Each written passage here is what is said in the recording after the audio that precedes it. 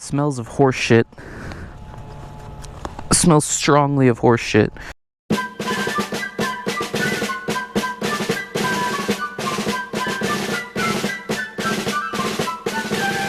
Good morning, everybody. DukeOfDC here. Welcome to another video. Today, you've seen the title.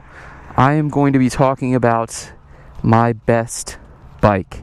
I get comments literally left and right about this question. What is the best bike you have owned of the three? I've owned a 2015 Aprilia Tuono, a 2015 KTM Super Duke 1290R, and now this 2014 BMW S1000R. Three bikes that are very similar in the fact that they're in the super naked category, but differ incredibly from each other. And so let's hop on, go for a ride in beautiful Clifton on this Saturday morning, and chat about it. Also, learned a cool trick with the BMW S1000R. If you have one of these and you have issues starting it in the cold weather, you are supposed to pull the clutch in to tell the bike that it's a cold start. If you continue to have issues, every time the bike idles and cuts out, turn the key off, wait 5 seconds, turn it back on, start it again. It should learn the progression that way. Things that you don't think you need to know.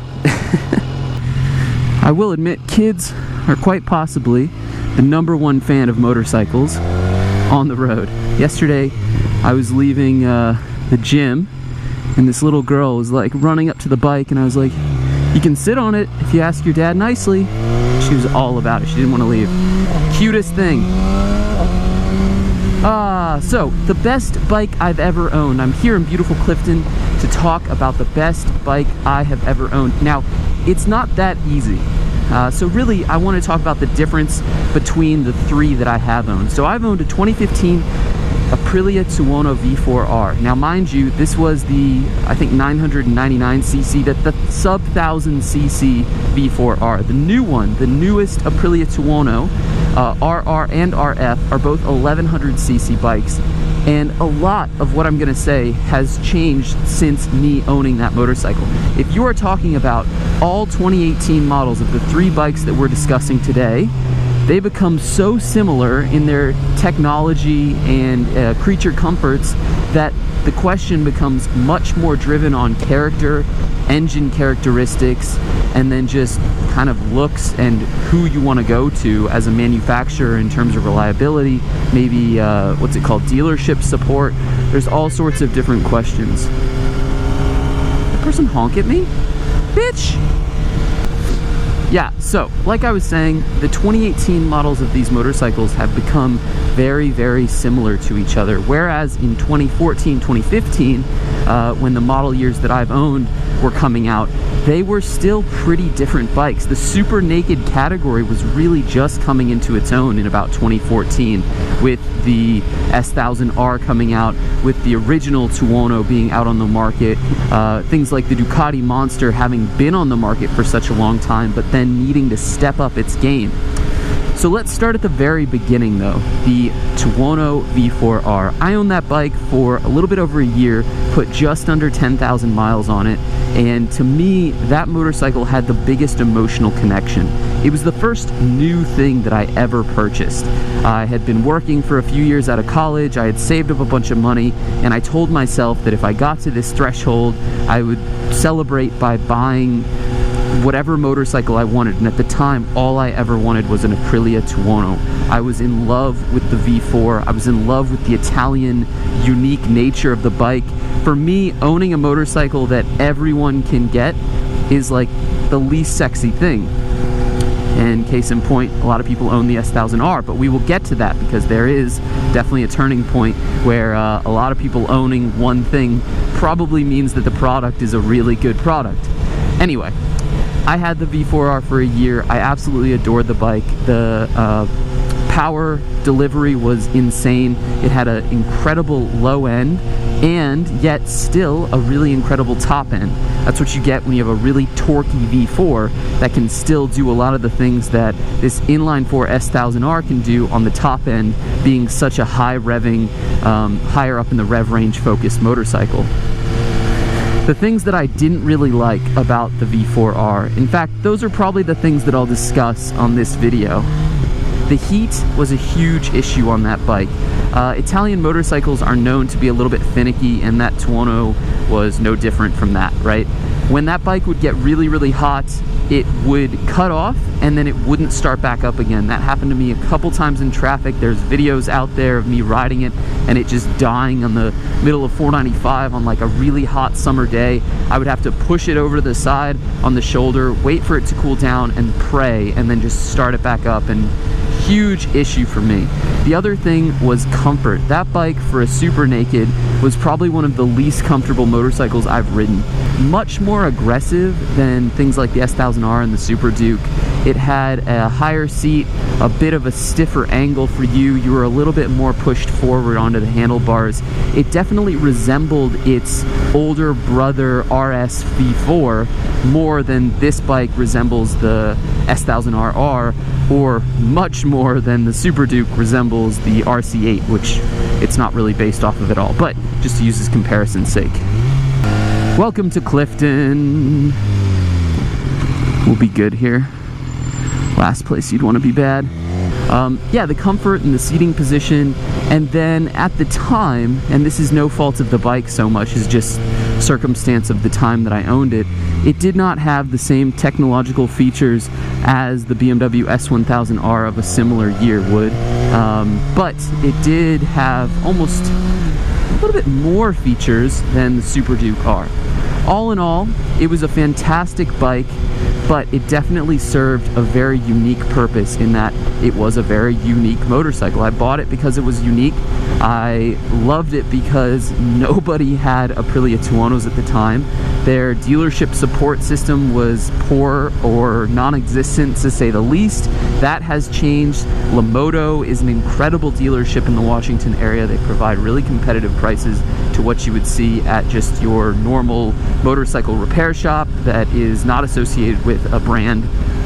You know, they sell their bikes at a competitive rate too. The Tuono that I bought was brand new, but because it was a 2015 that was like 1000cc leftover, it had been essentially downgraded on price, like $5,500, so that I could buy it at a really, really cheap rate. That's something I absolutely loved. Hi. You want to get out of my fucking way? Sometimes I wonder, is that a wave or like a slow down and stop? Because let's be honest, man, you're the one in the middle of the road on a bicycle, and you could pull over to the side if you're waiting for your friend. It takes 2 seconds. The price on the Tuono for what you got at the time was really incredible.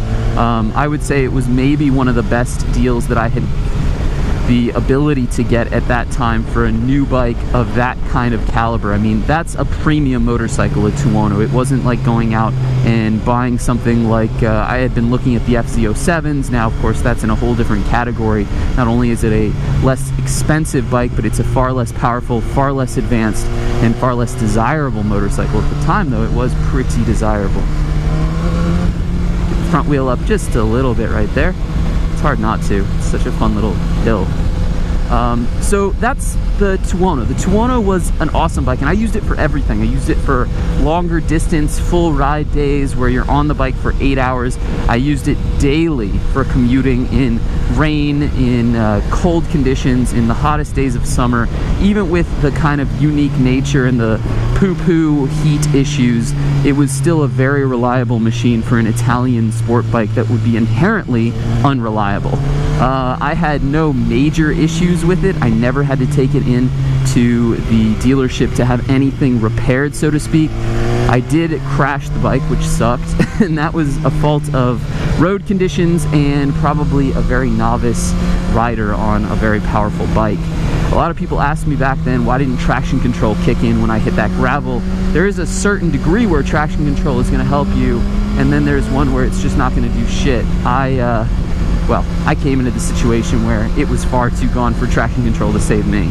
Moving on to the next bike. After selling my Aprilia Tuono, I was in the market and I had absolutely no idea what I was going to buy. I just knew that it was time to move on. I tend to get that feeling. I'll wake up literally one day and say, you know what, I'm going to sell my motorcycle, it's time to move on. A lot of people think it's insane.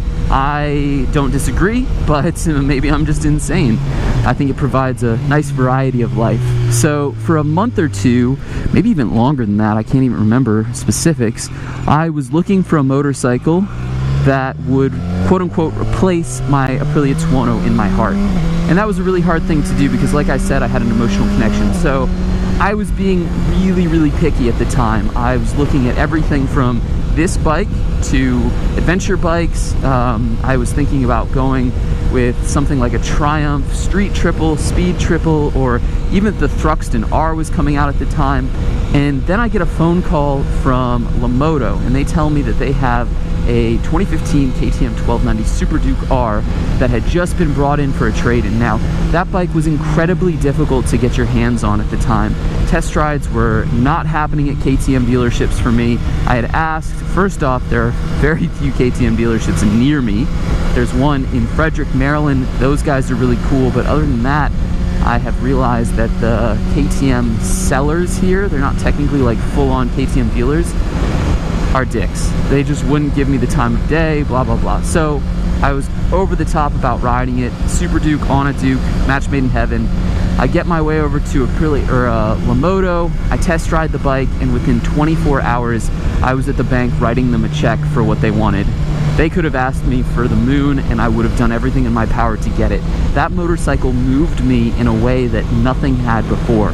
Now keep in mind, at the time, I had been riding all sorts of different bikes for first ride and reviews.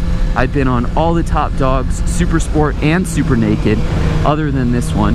And yet this this Super Duke just tugged at my heartstrings in such an incredible way. It's like riding a dirt bike that has 170 horsepower. That should resonate with you as being insane. It's very upright. It feels like a supermoto. It's a big bike, but when you're on it, it definitely feels a lot lighter and narrower and smaller than it really is. You're basically sitting on the front wheel, which is insane. What are we gonna do here? We are gonna do a flipperoo. It was a terrible U-turn. The Super Duke was the torquiest motorcycle I think I had ridden, aside from the Diavel S, which, you know, is a huge kind of Ducati Harley thing. I don't know what to classify the Diavel as, but it's a bike that you would assume would have a lot of torque. I rode the Super Duke, I fell in absolute love, but was it the best bike I've ever owned? I'd say without a shadow of a doubt, it was better than my 2015 Aprilia V4R. Now, the reason it is because for me, that twin did more for me from a rider emotion perspective than the V4 in the 2015 Aprilia V4R. I'm sorry, there's so many numbers and letters, combinations, it's incredibly confusing. Now, that being said, the 2015 Super Duke competing against a 2016 RF Tuono would be an entirely different story. That's why I say, if you are looking at these bikes and you're only looking at 2018 models, it gets a lot more difficult and a lot more challenging and becomes much more a decision based exclusively on your personal preference than it is a decision based on technological factors or power numbers or anything like that. Because at a certain point, these Super Nakeds are more powerful than I'd say 90% of us will ever need to use on the street. That Super Duke had this odd ability to make slow speed stuff some of the most fun I've ever had on a motorcycle, and it was because it was so torquey. It was because it was so much like riding a dirt bike, and because at any point in any gear I could pin it and just hear this grumbling twin that sounded so angry. It was one of the most uncontrollable yet precise bikes I have owned. Oh, it was amazing. Amazing bike. But for the price brand new, it was kind of insane. It didn't have a quick shifter. It didn't have all of these kind of crazy rider technologies that were being put on the Tuono at the time, that had already been on the S1000R at the time. It was a bike that was a bit more stripped down, and yet you were paying $1,000+ premium over the other super naked models. So it was a little bit confusing to me. Fast forward, what, a year and a half, I owned that bike, absolutely adored it. It was time to sell it, you know, again, woke up one morning and said, I think it's time. And then I start looking again, and I see this lovely machine on Cycle Trader for a steal.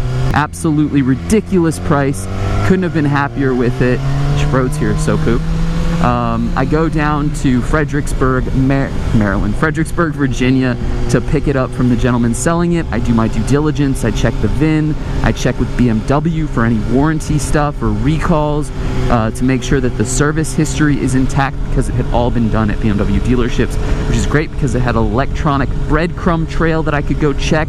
Everything checked out. The bike is in beautiful condition, runs incredibly well, blah, blah, blah. And I buy it. And now I own what I can consider one of the trifecta of amazing super naked bikes, the S1000R, or single R for all of you people who hate when I say that. This bike has been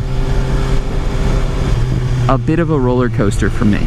So when I first bought it, I bought it with the intention of keeping it for the winter, riding it a little bit, and then immediately trying to offload it. But it has been growing on me so much over the last 200-300 miles. The weather here is getting a lot prettier, which helps, of course. You know, riding a motorcycle in the winter is not a fantastic thing, especially riding a naked bike in the winter can blow dick. It gets so cold. The heated grips on the S1000R really don't do much, they kind of suck. But other than that, this bike has been really, really mesmerizing to me for a couple of reasons. One of those major reasons is that it's got all of these technological advancements on it that make riding it so much better of an experience. For instance, this bike is the fully spec'd out one, the premium package. It has the dynamic dampening controlled suspension, it's got the cruise control, it's got the 4 ride modes, it has everything. So in the mornings when I wake up and it's cold and I'm just not feeling it 100%, I'll put this bike in dynamic soft, I'll put it in road or rain mode, both of which are giving me a little bit nicer throttle response, all of the safety features, and in road mode full power, in rain mode it cuts the power I believe to like 135, 137 horsepower, still ridiculous.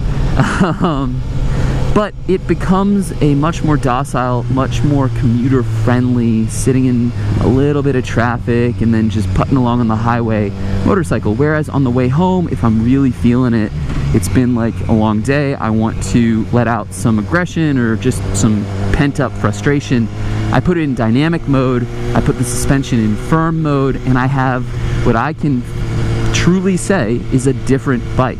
It does not feel like the same bike from morning and night. Right now I'm in road mode, normal suspension, and I'm just putting along in the twisties. I'm not pushing it like hard at all. I'm just having a good time, and I couldn't enjoy it more. Whereas later this afternoon, if I was feeling myself, I could put it in dynamic, stiffen up the suspension, and then go for a good old ride. Okay, I'm gonna go around you.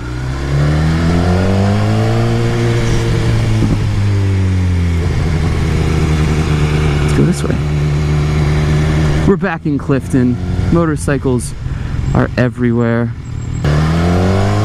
So this has the ability to almost like Jekyll and Hyde itself in a really favorable way. God, hold on. Fucking itchiest nose that there ever has been is my nose. Right there. On top of that, the inline 4 on the S1000R is one of the smoothest engines. You know, the Super Duke had a bit of that normal kind of twin grunty issue. The Aprilia I will take full blame for, considering I put basically straight pipes on it and didn't tune it appropriately, so that's no fault of it. It definitely had possible lean bubbles coming out of the back end where it was just getting too much air. Not a good thing. But yeah, the S1000R has grown on me so much over the last few weeks and months that I've been riding it. I've done all sorts of things with it. You guys just saw the moto camping adventure with Jared. I commute on the bike almost every single morning if it's pretty enough that day. I have taken it to meets. I have pushed it hard. I plan to do a track day on it. I want to do a lot with the bike if I do end up keeping it, which is maybe a big if, maybe not a big if. I don't really know yet. You know, I'm just kind of living in the moment, and that moment is telling me that I really do enjoy this. So in terms of the best bike I've ever ridden, of the three, I'd say the most versatile is this one. And I'm really enjoying the versatility. I think a motorcycle is only as good as how many days you can ride it and feel comfortable on it, right? You buy a super sport bike, you put Pirelli courses on it, maybe it's only a summertime perfect weather motorcycle. Now, that really is up to the rider, but some people would argue that those bikes just are not fun unless they're in primo conditions. A bike like this, where I'm comfortable, I'm in a more upright riding position, I've got electronic suspension that is allowing me to make it more comfortable, is going to give me the ability to ride in situations that are just going to extend my season. And if I can ride my motorcycles more, then I'm a happier guy. The Super Duke had similar properties. The Tuono maybe a little bit more favorable weather-wise for a bike. Like, I would only want to ride that not necessarily through the winter, which I still did, but didn't enjoy nearly as much as I've ridden this bike in 30-degree or like 25-degree Fahrenheit mornings, and it's been fine. You know, it's got a good enough windscreen. It has heated grips. Like I said, they do suck, but it has them. Cruise control, upright riding position, rain mode, and you're boom, you're good to go. The KTM was a fantastic bike, but at the end of the day, it just didn't have the same comfort, features, and versatility as the S1000R here. Now, fast forward to today. Ooh, that was a nice Camaro. Fast forward to today, 2018 SDR, Super Duke R. I would pick it over the S1000R. Do you know why? Because that twin just don't quit. That twin is possibly the best engine I've ever ridden. It had ridiculous amounts of torque. Torque is fun. Torque just equals fun. Horsepower is fantastic, don't get me wrong, but for someone like me who putts around and isn't like high speed all the time, it's all about torque, baby. And it felt like a supermoto bike, it felt like a dirt bike, it felt very familiar to me, and I just like that seating position and that feeling. The S1000R of new is very similar to this one. There hasn't been a lot that's changed. Both of the newest bikes have an auto blipper that's down and a quick shifter that's up. Those are incredible features. Both of them have cruise control. The S1000R continues to have the dynamic dampening controlled suspension, where the Super Duke has the WP suspension. The Tuono, another amazing bike, both up and down shifters are automatic, cruise control. I think it has Öhlins if you're going with an RF, and it has Sachs if you go with the RR.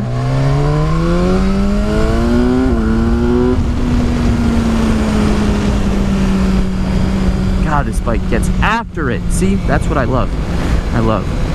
The moral of the story here is that the best bike is the one that you currently own. When I look back at the history of the motorcycles that I've owned, and then the even more extensive yet brief history of the motorcycles that I've been able to take on test rides, the ones that I'm having the best memories of are the ones that I've ridden, you know, rather closely, like in the recent past. So for me, this motorcycle, because I ride it every day, is up there, and it's amazing, and I'm really loving it. Do I miss my Super Duke? Absolutely. Do I regret selling it? Sometimes. Do I miss my Tuono? Not so much. Do I regret selling that bike? No.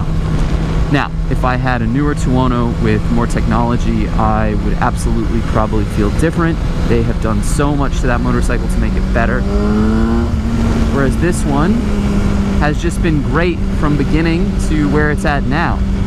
It definitely shows something where I come to a bike meet and there are a fair number of people that own an S1000R. I mean, hell, in my own riding group, you got Turd Bucket, you got Jet Set Jared. I don't know if anyone else rides the S1000R that I ride with. I'm sure that there's another, and I'm just forgetting them, and I apologize. But hell, Vic Maximus owns an XR and an RR. It's because this inline 4 is just sublime. It's very smooth. Don't get me wrong, it still has plenty of torque. It's the argument between 100 foot-pounds on the SDR and I think 83 on this, which when you're talking about motorcycles that weigh only 440 pounds, that is a pretty huge difference in power. But yeah, guys, I wanted to do this video because it's probably one of the highest commented things that most frequently asked questions, let's call it that, on my channel is which one would you choose, S1000R or Super Duke or S1000R Tuono or Super Duke or S1000R, you know, all sorts of different things of those variations. So at the end of the day, I just want you guys to know what I personally think, and at the end of the day, for you, this decision is now a lot more difficult. If you've got the money in 2018 and you're looking at all three brand new models, one, you're gonna have a freaking amazing time no matter what you buy, and I'm very jealous that you get to own the newest with all those amazing features. Two, you cannot go wrong. You just can't. You think you might be able to, but I promise you that you can't. You know what? Actually, let's go this way. Changing my mind up.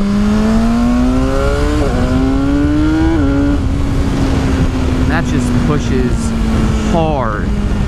And then when you want it, you're in 6th gear, flip the cruise control on. Just have yourself a ball. Sit like a genie in a bottle. Relax. I love that.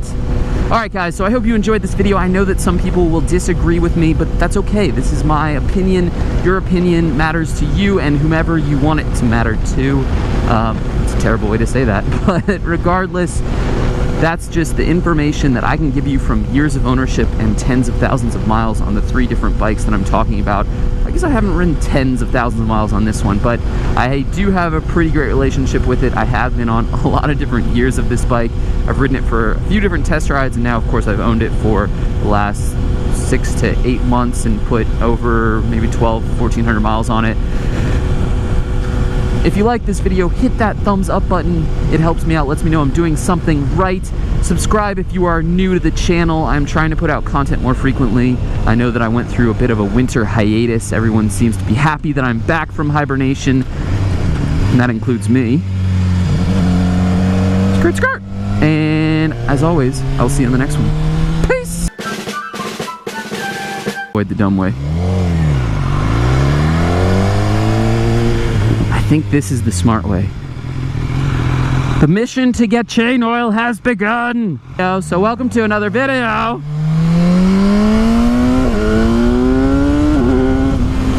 Oh, dear Christ.